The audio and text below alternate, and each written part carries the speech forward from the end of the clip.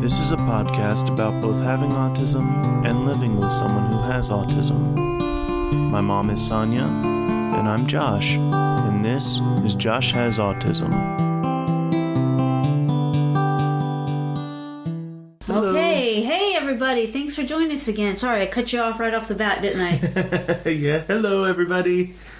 Yeah, it's nice to be back here with you, Josh. Yeah, same here. So today we have a very specific and kind of narrow-focused line of questioning for you. Okay. If you will. So Dad and I, so he's the brain.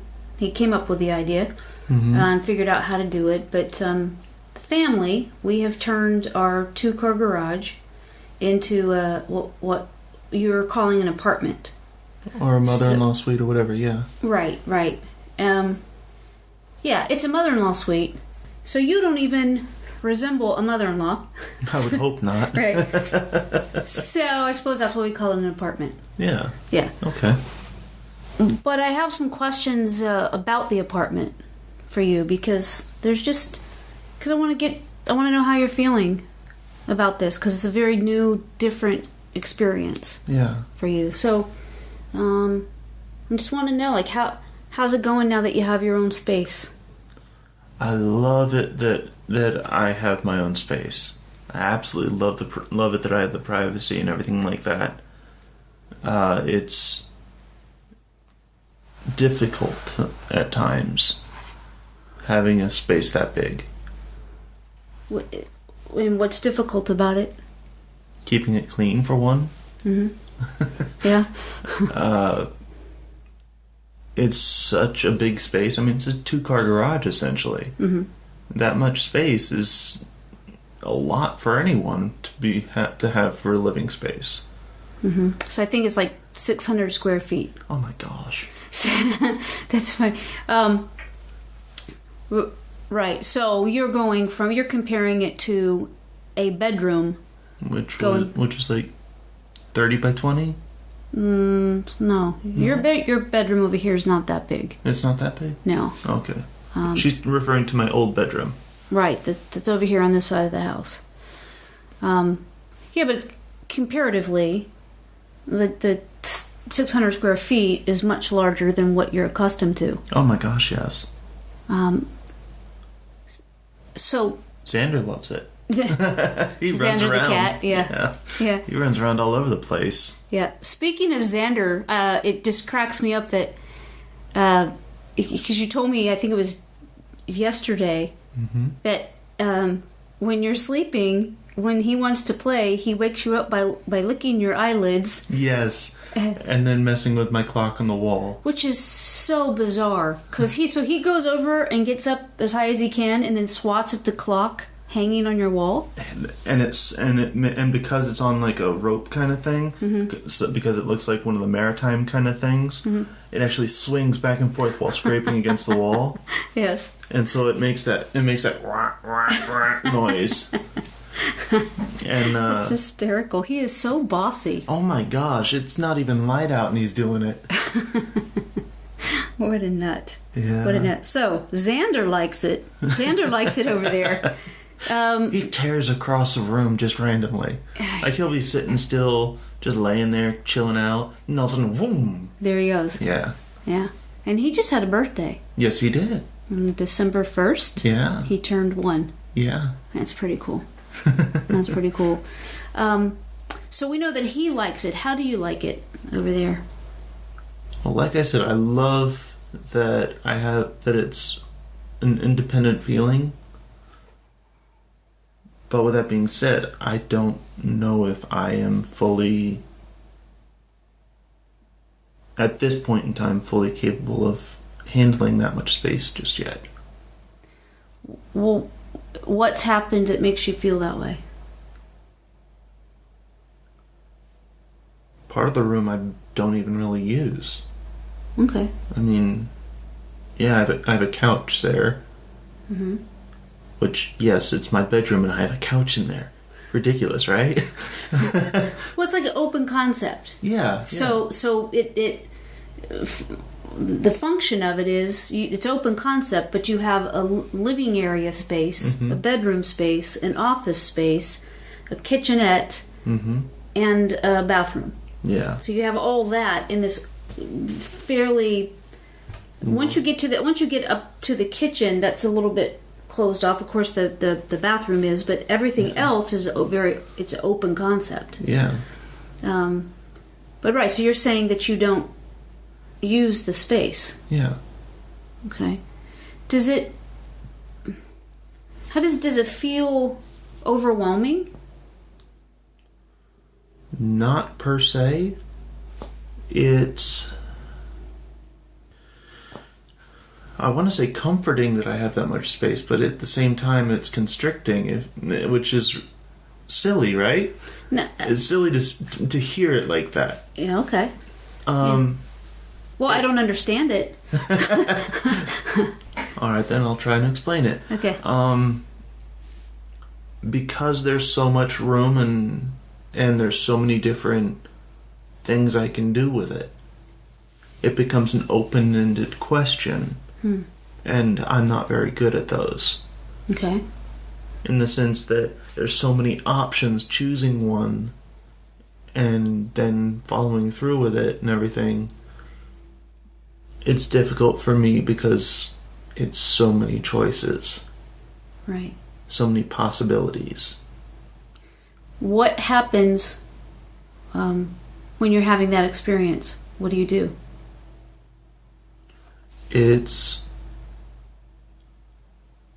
I believe I mentioned it before, like one of the first podcasts we did, that I don't shut down,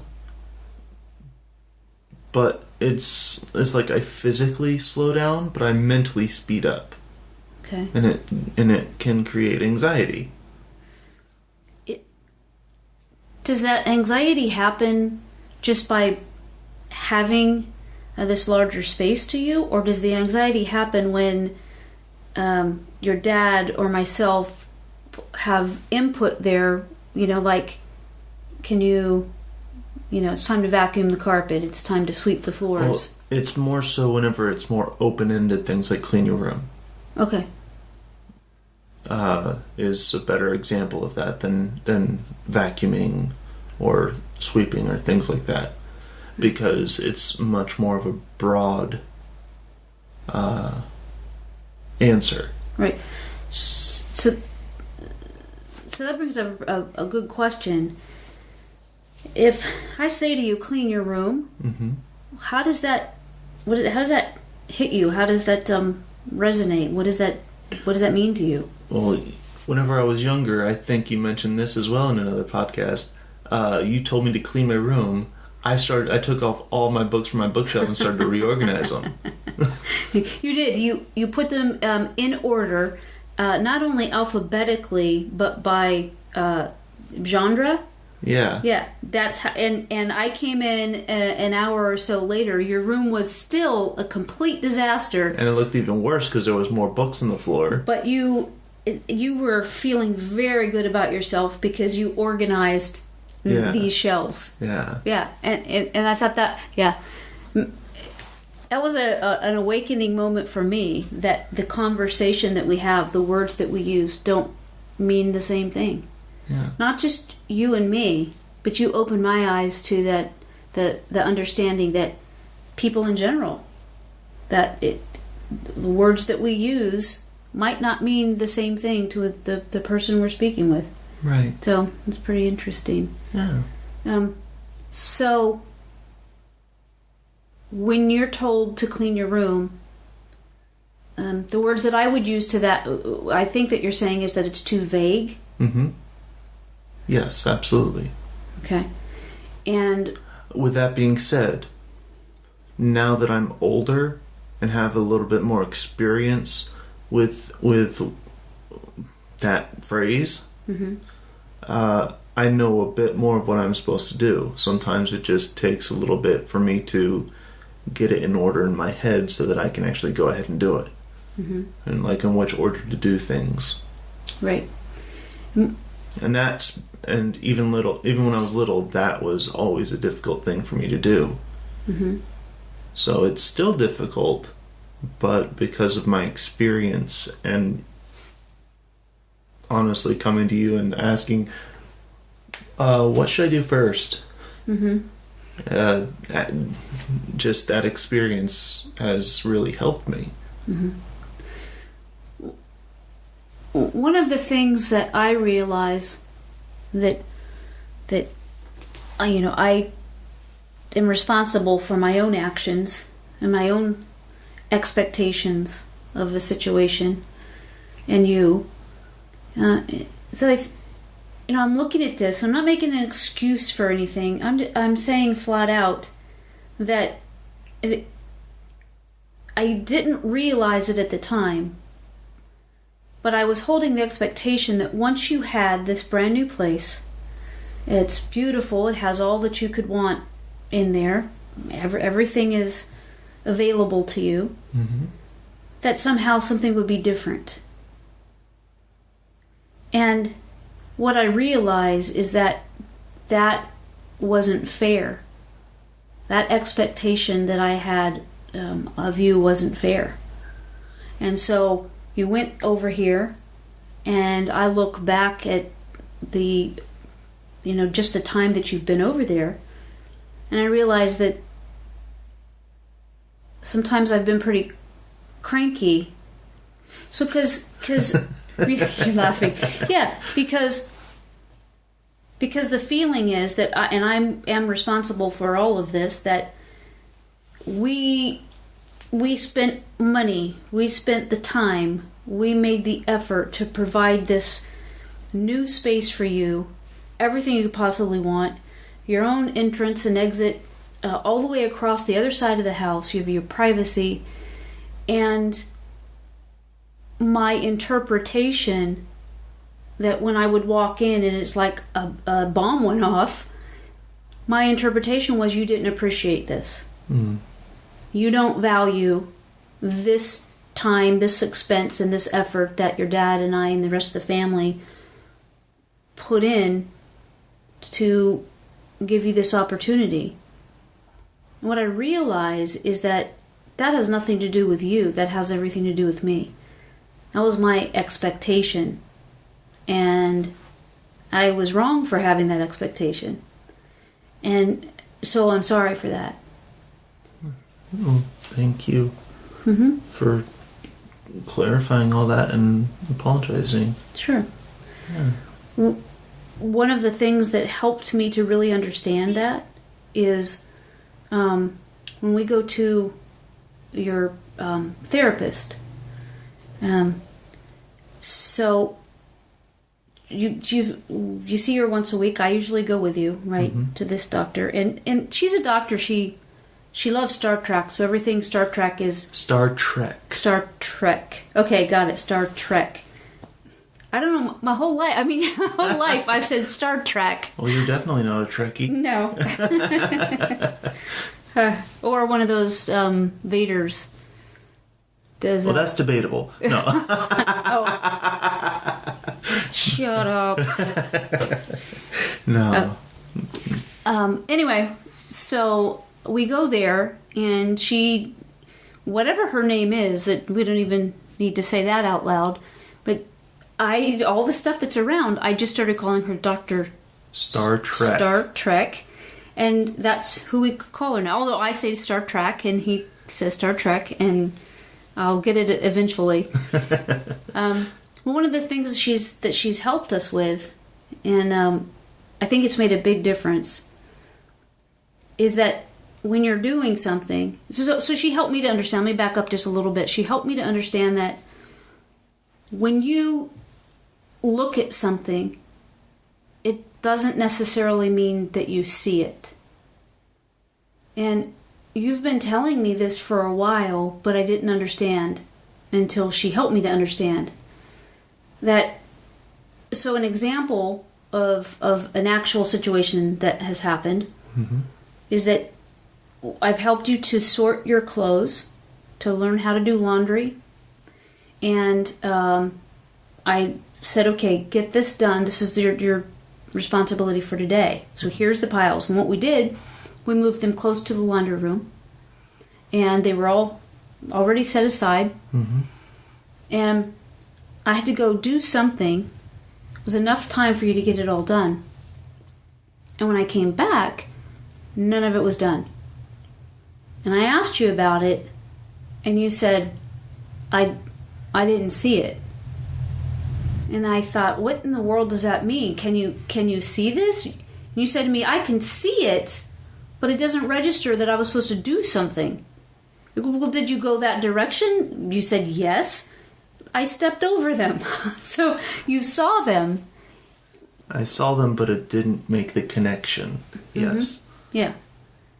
And so it is sometimes a very fine line between the question of, which is I've asked you many times, are you being lazy, or is this an aspect of your autism, Mm-hmm. ADD, Mm-hmm. that is really truly makes it so that you don't see it? And it wasn't until, and I struggled with that, Mm-hmm. and other people struggled with that, and they would go, well, why doesn't he do that? And I'd be like, I don't know. I have no idea. Well, going to Dr. Star Trek, There you go. she's helped me to understand that no, you really don't see it. You can see it, but it's not processing that something needs to be done, even if you've been told something needs to be done. Yes. And so she's given us some suggestions and some challenges to work through, and I think that they're working, and I like them, and like to see what you think about it. So one of the things that would happen most recently Mm-hmm. is the rule in our house is that if you cook, you don't have to do dishes. Mm-hmm. I cook most of the time, so it kind of happened many times in a row where you would do the dishes, but then the counters weren't not wiped down, and any pots, anything that was left on the stove top, Right. you wouldn't do. Or in that general area, yes. Right. And that, just looking at it for face value, it's easy to get frustrated with that and not get why you're just not doing the stuff that's hard. You know? So that's I think a reasonable take. It is reasonable, but I literally just don't see them. I don't notice them. I just overlook them. Mm-hmm. Right. And as it... Well, she explained to me that you're really not seeing it. And I can tell by your reaction too. I mean, there's times when I go, hey dude, you didn't get the pots and pans on the stove. And I can see it's almost like a deflated moment because you're not trying to get out of it. And it really does seem like you're frustrated with yourself for not being able to get all of that. Yeah. Or not seeing all of that. And so anyway, her recommendation for us and what on my end seems to be helpful is that she says for you to do the things and then have your dad or myself to come in. You come get us when you're at the point where you think you're done. Mm-hmm. And just kind of sweep the room, like go from one side to the next, and to let you know what you've done great and the things that are there that have been missed. Just for you to get another set of eyes. And to me, the reason I think it's working and the reason I like it so much is, first and foremost, it's really nice to know. Maybe it's just selfish on my part, but it's nice to know that you're not just being a jerk all the time. Yeah. I say that all the time because we're both jerks sometimes. Yeah. Most of the time I try not to be. I know. Yeah. I know. Sometimes I just have a bad day. Right. Yeah. But the thing that I like about it is that it really does help us to see what it is that you see and you don't see. So it's helping us to be able to have a better understanding of you and what's really going on. And how does that make you feel? I'm not answering. Yeah. Well, I'll just go back to the first thing that I said. It makes me feel good that what I thought and what other people thought just at face value, that you were being lazy, is not that simple. And at the same time of feeling good, because it feels like there's hope, right? Yeah. But at the same time bad, because then I've been a jerk to you sometimes when it's something that you have not been able to control. Right. And so there's just a couple of things that are legitimate there, and they're simultaneous. Yeah. So over there in this apartment, what are you doing well? Sleeping. Except for Xander. Except for Xander, yes.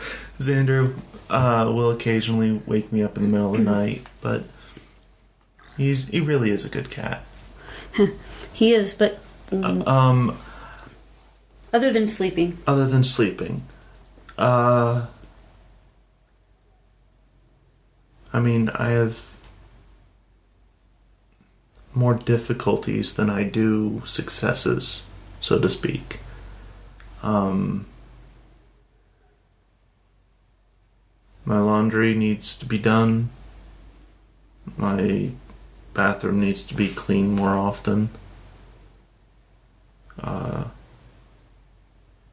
I need to sweep. I'm getting better about taking the kitty litter out. Mm-hmm. That's good. Yeah. That's good. Doesn't mean I remember to do it every day, though. Mm-hmm. You feed him twice a day. Yes, I always remember to feed him. Mm-hmm. And if I'm not here, I ask you to. Mm-hmm. Yeah. Right. And he gets really fussy about that. He yells when it's time to eat. He yells. That's even 2 hours before he starts yelling. I know he does. So what are you saying that you do well? Well, that's one. Is feeding him. Okay. Usually it's my own things that I do well. Like, just the things that I enjoy doing. Not necessarily that are productive per se. Mm-hmm. Like, from the point of cleaning things, it's not very productive. But just the things that I do in there, they help me be okay and everything. Okay. Right, and that would be the case no matter your surroundings. Right. If you had those things that help you to feel secure, yes, that's going to help regardless of where you are. Yes. Right. Okay. So you might have just answered this, but what is not really working over there in the apartment? Well, generally cleaning. Okay. Just making sure that things are not dirty. Like, okay. it's not a pigsty or anything like that. It's not filthy. It's just having a cat, for one thing. He gets in everything. Yeah. Well, I can give an example of things that happen that you're talking about. So, mm-hmm. Filthy, I think we stay after you to take care of the bathroom, mm-hmm. And other things that that just are necessary. Right. We step in. We don't allow that to go too long. Right. because it's not something that you think of. And we've tried lists. We've tried the phone alarm. We've tried a paper calendar. Suggested a list of things to do every day. Suggested a computer calendar. All of these things. And you pointed out today, before we started this podcast, that you actually leave notes as well for yourself. I do. And you place them on the computer. Mm-hmm. One thing I could possibly do is put like post-it notes on the computer screen. Oh, okay. Or if not the screen, then just around the screen or whatever. Every evening. And like if I know something's coming up or whatever. Because I'm on my computer a lot. Right. And having that there would probably help. I'm not certain if it would. Right. But it's always worth a shot. Right. Something in the conversation that we've had that was similar to this in the past. Mm-hmm. We've had this. We'd bring up often. How can you remember to do this? What can you write a list? Can you, whatever it is, right? Right. We said so. Put a note up, and what you've said is that for you, if something is there as a reminder and it's in the same place day after day, it just becomes a fixture and something that you overlook. Right. So we'd recommended before, we're out in the mirror in the bathroom. Mm-hmm. Well, the mirror's big enough that I would just overlook it. Mm-hmm. So what you're saying is if it's on your computer screen, if it's covering up part of the screen, I'm going to have to move it, and at that point I would see what it was. Do you think that it would cause you to take action for that particular thing right then? Or would you remove it thinking, oh, got to do that when I'm done with this, and then it's kind of gone? I guess we'll find out. Okay.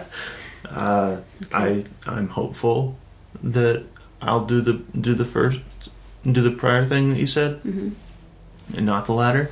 Mm-hmm. But I can't guarantee that. Right.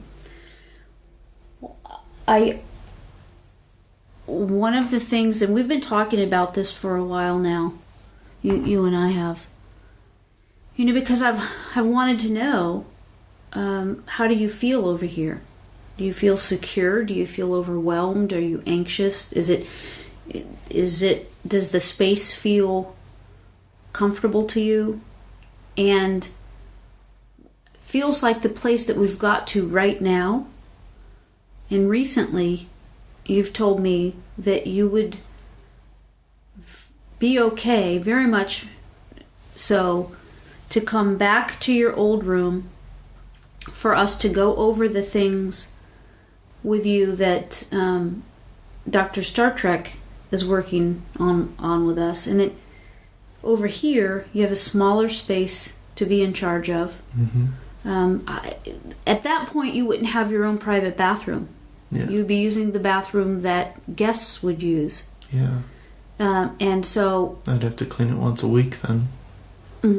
Right. Yeah. At least. Yeah. And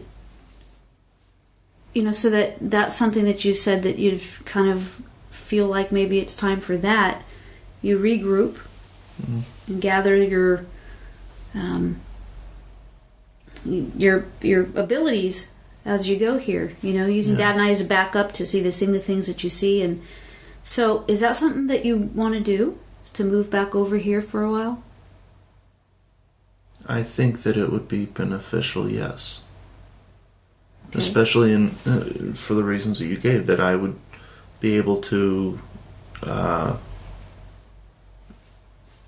like you said, gather up my abilities, in the sense that I essentially learn or relearn what I need to do to be okay. Mm-hmm. And to be okay in a space like that. Or even just on my own, whatever. Right. Because there's one thing that I haven't brought up yet that I'm just observing, and I don't know what it means all the time. Sometimes I think I do. But the fact that you are you have, seems to me, more stomach aches since you've been over there, more gastrointestinal issues since you've been over there. You seem more stressed, and it seems like you're. It seems like what it looks like, and I'm not going to label this, but just because I've been in therapy as long as you've been in therapy, it looks like depression.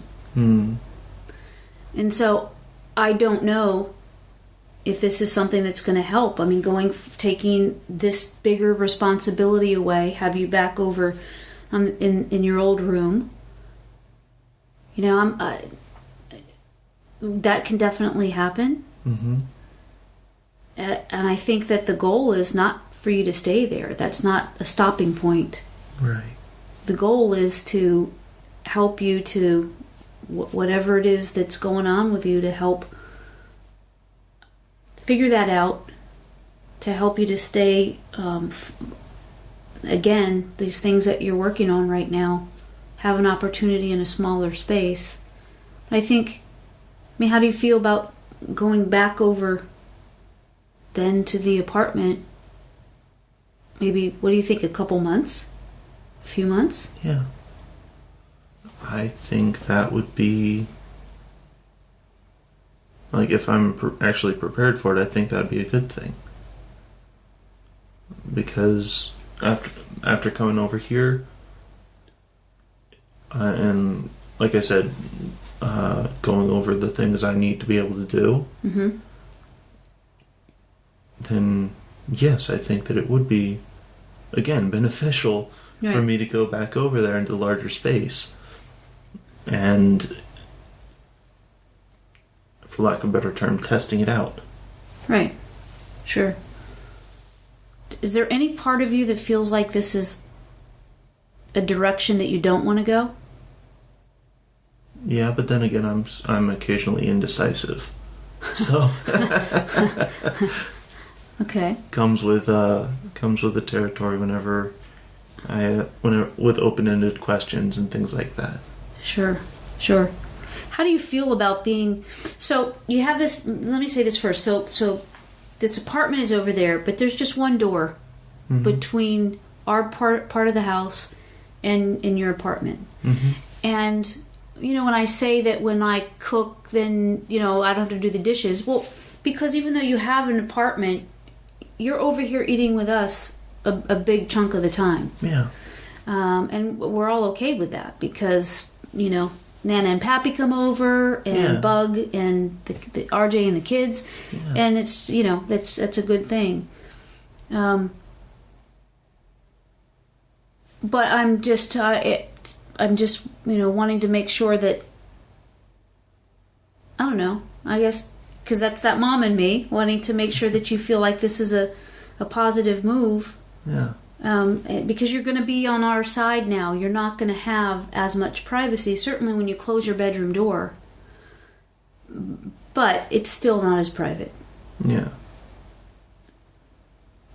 So you think we'll be okay? I certainly hope so. Me too. Anything else you want to say about this?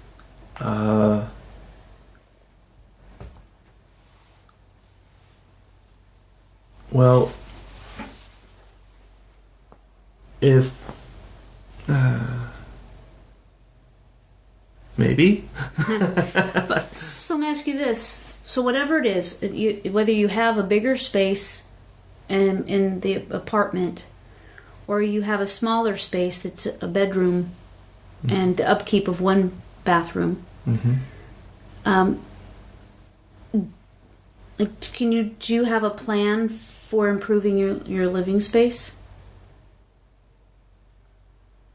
Can you think of right off the bat ways that can you do things differently than what's been happening that does not feel comfortable to you? Or is that too broad of a question? I couldn't really follow it. Okay. Is there anything in moving back over here? Is there something that you can think of that you can do differently right off the bat that's going to make a positive difference? Not